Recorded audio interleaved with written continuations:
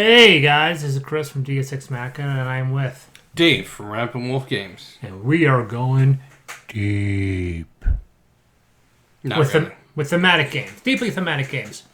So Deeply thematic sci-fi. Deeply thematic sci. So this is when it comes to deep. It refers to just a game that's just heavily thematically rich, right? It's a game that is deeply. I was supposed to repeat exactly what I just said. It's where the theme is dominant, where the theme services the rules, not the other way around. Yeah. It's not an abstract sci-fi game. Yeah, exactly. That seems pretty simple enough. Okay. Rapping rock. At least I didn't do it 14 times. My number 5 is a card drafting game called Among the Stars. Among the Stars, I've actually discovered recently that I thought, what an interesting, unique concept. And then I saw the other half a dozen games that are using the exact same concept, just differently, different mechanics. And that is building a space station. Right? The idea of building a space station sounds great, like you build space stations. And this was I think I'll say it was the first game where you were building a space station through card drafting, where you get 6 cards, pass it off, and then you do that 3 times, 3 different sets, until you've built up your station. Sometimes you have to discard cards to get money, because you have to pay money to put the cards down and so forth. And as you're doing that, you have to put down reactors so you can power everything, and you have a specific race that gives you additional points based on your configuration. And you get points actively through the game by combining the abilities of your station.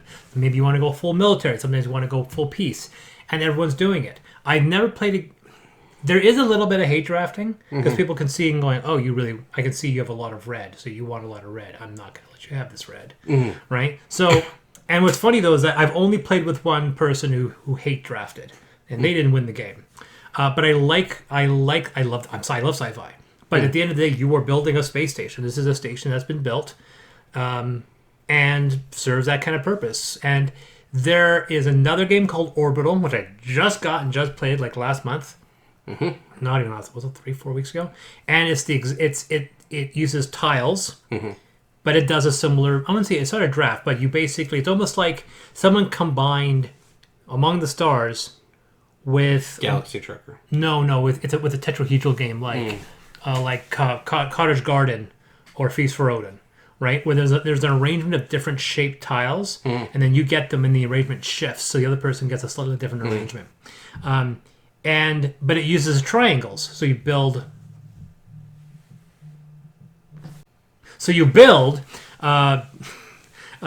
A station out of triangles, and you have a fixed arrangement. So in Orbital, you get either a cube or you can have these stars and shape and so forth. And that was pretty neat. And now there's this another one. Is this Sandy Peterson that's doing this one where the space station building is a 3-dimensional construct? It's called Staropolis, I think. I don't know who does it, but it's a game. Hello. But it's a game where it's the same thing, where you're building it out of actual plastic tokens. You're actually building a station. I haven't played Staropolis, so it's not going to be on my list. So Among the Stars is on my list. That's number 5 for a deeply thematic sci-fi game. On to you for 5. All right. So my number 5 was coined as somewhat of the Twilight Imperium killer, or at least the better option to Twilight Imperium. Because at least you can get a game of this one through in a short period of time. And it's called? Eclipse. For the record, that is first edition, not second. Oh, no. I know how you feel about second edition. Yes. So, Is that the game I played? This is the funny thing. I get Eclipse and Exodus confused. Yes. I think they're both E-games. I don't know why. You did play Eclipse, yes. Okay, good. Yeah. And I won by not fighting. I won by you guys isolating me. Yeah. Well, and it literally is. It is a 4X. It's expand, 4X. exploit, exterminate, or expand, exploit, exterminate. Expand, explore, exploit, exterminate. Sorry. There we go. Last time I tested you on this, you got them all too. I did. I think every 3 or 4 times you'll just blank on one. Yeah. And you basically did it through exploit. You won through exploit. Yeah, I did the monolith thing, but it was also by just pure coincidence there was no direct route until you went through a wormhole. You couldn't come to me. Yeah, because we blocked you off. Yeah, so I'm just like, you guys fight. I'll be over here building monoliths. Yeah, and you know, honestly, that one I feel it is basically my old-fashioned RTS games, or even turn-based games that I used to play on video games, and it feels like that when I'm playing that game, because it's just like, okay, I need to allocate these resources, I need to build this thing. All right, I got enough force. I think I got the balls to go after this person, and then you go and it's just like, nope. Apparently I didn't. Time to go home. It is a good game. As someone who hasn't played some of the other 4X games, it's definitely a good one. I definitely enjoyed it. I would kill for a sci-fi version of Heroes of Land, Air, and Z, but that's just me. Oh, God, so would I. Yeah. But that's because I just prefer the sci-fi genre. Yeah. So that's your number 5 pick. Yeah. Eclipse. My number 4 pick is a game that is annoyingly deeply thematic, almost to its own detriment, and that is First Martians. I like First Martians. I'm one of the few people that I get what the designers were doing. They wanted a incredibly realistic simulation of living on Mars when the space station was built by Samsung. And this is where we're going to cut to. Going to have to science the shit out of it from Martin. Oh, I can't do that anymore. You know why? Why? I got freaking demonetized because I had a 5-second clip from Red Dwarf last week. What? Yes. Literally, I'm fighting demonetization on that one clip because it's a 5-second clip about about the whole thing about it's worth mentioning twice. That clip, quite literally, that 5-second clip got demonetized by the BBC. So I can't show a clip from The Martian, even though I'd like to. Well, then the line is we're gonna have to science the shit out of it. Yes, exactly. The line is science the shit out of it because, But the thing is, the game is really dense and it has a really hard learning curve. I mean, when Rodney has to take 48 minutes to explain the rules to you, and even he still doesn't cover everything, you know. I mean, they take Robinson Crusoe, which is a difficult game to grog on its own. Like, it's a difficult game to wrap your head around. Once you learn it, it's really easy. And then pack on more complexity, and then a campaign mode, and then perpetual. So the campaign leads into every other episode. Yeah. And then there's legacy elements. It's just like, wow. But dealing with all these little elements. Oh, yeah, I'll tell you. It is a deeply thematic game. And the problem with it is that I can never get people to go, you want to play First Martians? And they're like, no. Can we play First Martian. Can we play Robinson Crusoe? And I'm like, come on, First Martians. Like, I don't want to. I think it's like literally it's like you taking Robinson Crusoe and adding the fun and excitement of an Excel spreadsheet onto it. It's just it's like literally it's just you just see it looks like a computer screen. You're like, oh god, this looks like it's such a pain in the ass. But that's I enjoy it. I do too. Shouldn't, but I enjoy it. It's deeply thematic because it was uncompromising. Like, we were going to make this cooperative sci-fi game work, even if it's not fun. Even though it is fun for me. And that's number 4, First Martians. All right, my number 4, I'm not going to say much about it because it's everywhere. And that's Twilight Imperium 4. Yeah. Once again, it's like, sci-fi game. Got to put Twilight somewhere. Where's it going to go? It's not on my list because I don't do that. Well, you know... Because oddly enough, there isn't a single 4X game on my list. I cut the 4Xs out. Just because I think, like, when it comes to deeply thematic, I thought there were games that were more deeply thematic. A 4X game's like, well, it's got to be a 4X game. I say, is it a 4X game or is it a sci-fi game? And that's kind of where I put the line is. Yeah, well, you know what? My number 1, you're not going to expect. I'll put this It's like a trailer. You're not going to expect what happens next. Yeah. So that's my number 4, Twilight Imperium 4. Thematic. That was it? Okay. There's not much to say. Everyone knows what Twilight Imperium is. There's not much to talk about. Yeah, we've talked about Twilight Imperium before. And then my number 3 is a game, once again, puts the hard science first, if you see a theme. Although that's the last one that's like that. And that's Kepler 3042. Again, that doesn't get a lot of attention, even though I absolutely adore it. If you can get the Planitia version, I like it better, because I like a little Italian in my game. And or not, you can get the Renegade version, which adds a really funky art style to it, which I don't care for. I like the Planitia ships. The ships look like there's something out of 2001. To the point where you grab the little wooden meeple, you're like, which is up and which is the front? And you're like, oh, if you know it's 1960s sci-fi, you know exactly how that ship's supposed to be built. But then Renegade bought it, redressed the game, made it look a little different, and replaced the meeples that look like bunnies because they have wings on them. I go, yeah, but the Planitia ships looked like they were ships that you would actually build. Yeah. The Renegade version's like, now it's a space opera, but it's a game that it's got engine building very similar to Scythe. It has deeply rooted science fiction elements to it. It deals with energy transference. It deals with entropy. It deals with black holes. It deals with... I love the fact that you can send a ship on a slow trajectory to a distant world, and then 5 or 6 turns later, that ship gets beaten by your other ship with warp travel. Like, hey guys, got here before you did. I'm sure there's another world over there you can go to. Yeah, that reminds me of a video game called Sword of the Stars. Yeah? Oh, that sounds familiar. It is an amazing game, and you end up having that time where you have the ion fission drive ships, and then you hit that upgrade and you start producing like antimatter ships, and they go into the system, and your poor cousin ion fission ships are just kind of like, hey, Yeah. and like.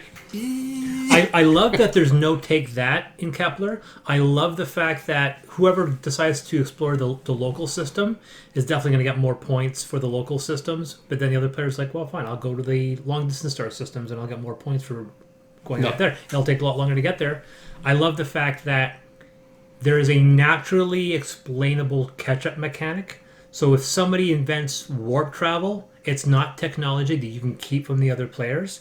So if you develop warp travel, if you develop level 4 technology and they're level 1, they get to level 2 automatically without having to do anything, right? So it's like it's the same situation where if something happens that's critical, that changes the world, eventually everyone gets it. Even though somebody still may get it more than you, somebody gets it. We have super fast internet, but the whole world has internet, and I like that. It's a catch-up mechanic. It didn't need to be there because it's never been a situation that it's actually happened. I've never been so far ahead in one thing where somebody actually got upgraded automatically. But I like the fact that it's there, and they explained it, and they had a very philosophically sound reason why it was there. And it was just like, because this is how society works. I love the fact that they were thinking of that in that way. Graphic design's not great, but I have just a science boner for Kepler 3042. That's my number 3 pick. Cool. I believe. On to 2 for me. No, I got to do 3. You have to do 3. What's your number 3? Galaxy Defenders. So this one I find deeply thematic because literally you feel like it is Men in Black meets any sci-fi game out there, because literally you're trying to stop the aliens from invading. So it's Men in Black versus meets Starship Trooper meets Battlefield Earth, basically. He loves this game. I do. But it is an amazing game. You throw in power suits, and yeah, it's awesome. So that's my number 3, Galaxy Defenders. Not much to say about it, but 1, 2, and 3. Yeah, exactly. With the mecha and all that. And yeah. So yeah, it's Galaxy Defenders. It's Extinction Protocol and Operation Strike Back. What's your number 2? Nemesis. Nice. Because Nemesis. I've said in my review for Nemesis, which you can find, that I believe that they wrote... They wanted to do the game first, and then figured out what kind of mechanics to put in. Everything that they did was to make the theme pass through. Those people don't know, and I don't know why you would. Nemesis is a science fiction horror semi-cooperative game. That is what would happen if you slammed the movie Alien into the movie Pandorum. Some people call it an Alien ripoff, and I say it's not. It's an original story, but it's an original story that is it's actually, this is the funny thing about it. People go, oh, it's like a big ripoff of Alien. I go, well, if you played Nemesis and watched Alien, you go, okay, what stuff's the same? Well, the alien's in there. Okay, there's about 40 movies that have aliens in them. Can you think of something else? Well, they look like Giger's Alien. Like, okay, that's kind of like that, but what else? It's like, but if you've seen Pandorum Pandorum's like, oh, so what's the similarity between Pandorum and Nemesis? Well, they both have you waking up with no memory. They both have you exploring a ship that you should remember but can't. You then encounter other people with their own objectives and their own motivations, and one person ends up being could in fact be a traitor that wants to destroy the ship. Yep. Right? You replace the super evolved monsters in Pandorum with the creatures in Nemesis. The stories are identical. Yep. Even to the point of we don't know if the engines are working or not. We have to go to the engine core and stabilize it. They watched Pandorum and went, "Oh God, this has got to be a board game." Yeah. And the fact that they keep on saying Aliens the board game depresses me because it means every one of those people hasn't seen Pandorum. Yeah. But that's the ultimate. It is a much better thematic game than it is a mechanical game because the mechanics. The fact that you're rolling to your success of rolling in combat is based on the weapon and not based on anything based on your skill is kind of weird. The fact that in the cooperative game I can heal you, but I can't in the semi-cooperative, even though they're the same rules. Like, what happens if I can go to a bay and heal myself, but if you're in that bay, I can't heal you. But if you die, I can then take your corpse token and take it to the medical bay and revive you. But if you're alive, I can't do that. Because they haven't wrote that rule in. But so there are little things that, once again, you just have to play around. There's a lot of really good homebrew fixes to kind of peak the system. And the miniatures look amazing. Yeah. So and the cooperative campaign mode, despite how awful it ends, is actually pretty cool. So that's my number 2 pick. Nemesis. My number 2 pick gets a lot of hate for the price of it versus what's in the box. But I don't care. You should play this game because it is so thematic to the point where when you are asked to make decisions in this game, I remember sitting around the table with the people I was playing with, and it was like, okay, what are we doing with this? And everybody's just like, and you could actually see it on people's faces where they're just like, okay, this feels like a very big decision. And that would... Wait now. Gen 7. Oh, really? You put this on your... I so want to get this. Yeah, it is an amazing game. I've played it, and it feels... You feel immersed in the theme. Right from the outset, all of what you're told, what you're trying to do, all makes sense. And you're instantly confronted with basically almost out straight out of a movie where it's just like, okay, so you're going to trust the computer, you're going to trust the humans. That's basically how it starts off. It's like, are you going to trust the computer that's running everything, or are you going to trust the humans that told you something's up? And that's the decision you have to make. And not just leave. If it wasn't for the price, it would be on my list. Yeah. Problem is that I'm kind of on the budget to buy another big box game, but it's probably going to be Lord of the Rings: Journeys in Middle Earth. Yeah, I'm looking at that one. Yeah, but yeah, no, that's if I played it, if someone would invite me, then maybe. Yeah. Of course, it's actually my fault. He invites me every week. I just don't show up. Maybe tomorrow will be the day. Maybe. Except for I won't be there. You're not playing tomorrow? No, because remember. Oh, you're leaving. That's right. Well, that's no fun. Gotta work. Yeah. All right, that's your number 2 pick. Now I'm number 1. Smashing. Ha ha. Winner. The best game we ever play. My number 1 pick is one of my favorite games, period, despite it being hugely flawed because of how random it is. I don't care. I get to fly a spaceship, which is my own customized spaceship, which is I got my own little piece. You're gonna say Zaya. It is Gia. Gia is. I know. You're gonna say that Outer Rim is a better game, or you're gonna say that Firefly's a better game. Some people say Firefly's a better game, but at the end of the day, I have this cute little ship, which is my own ship. It doesn't look like your ship. It is my ship. And my little ship, I have my own little engine and so forth, and I have this mission to deliver this cargo to this planet. I'm going to explore this and get some points. And then I'm going to upgrade. What am I going to buy?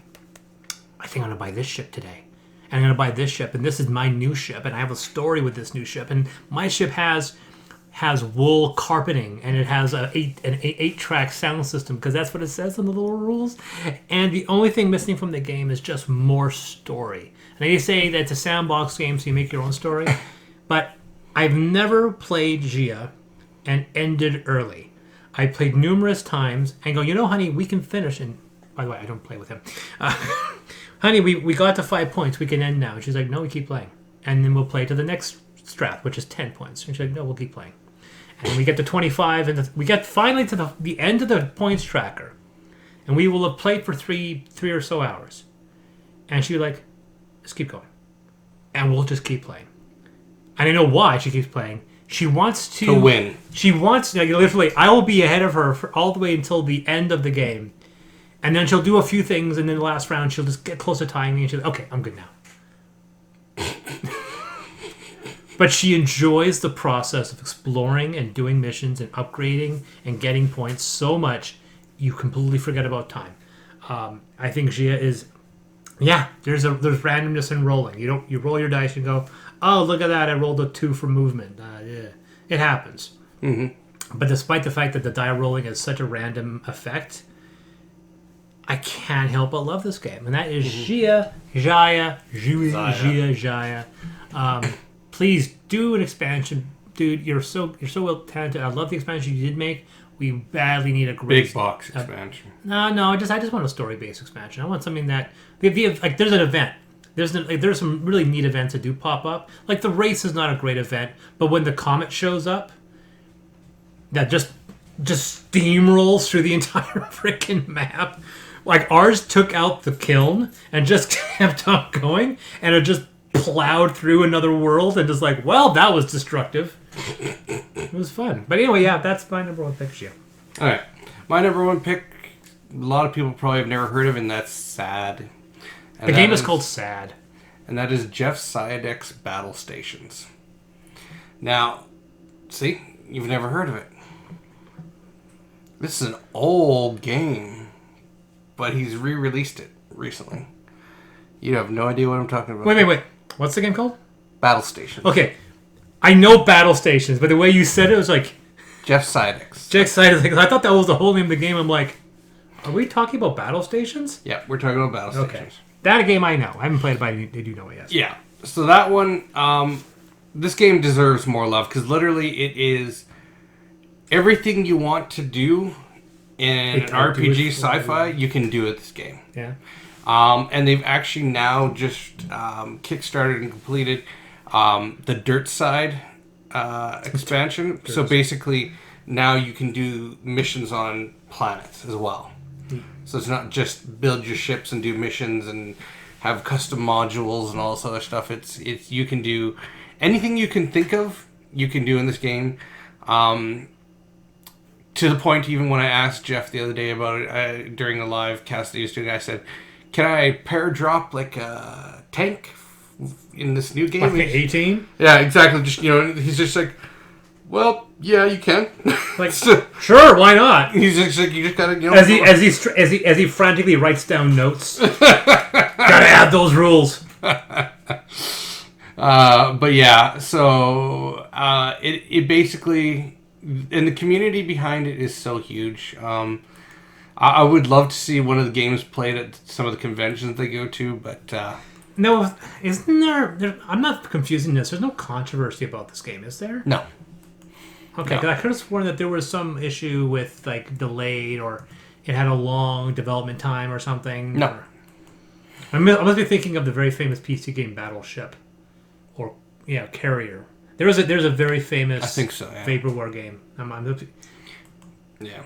So that's my number one, Jeff Siadek's Battle Stations. So deeply thematic sci-fi games, starting with my number 5 because he can't spit it out, is Eclipse. Number 4 is Twilight Imperium 4.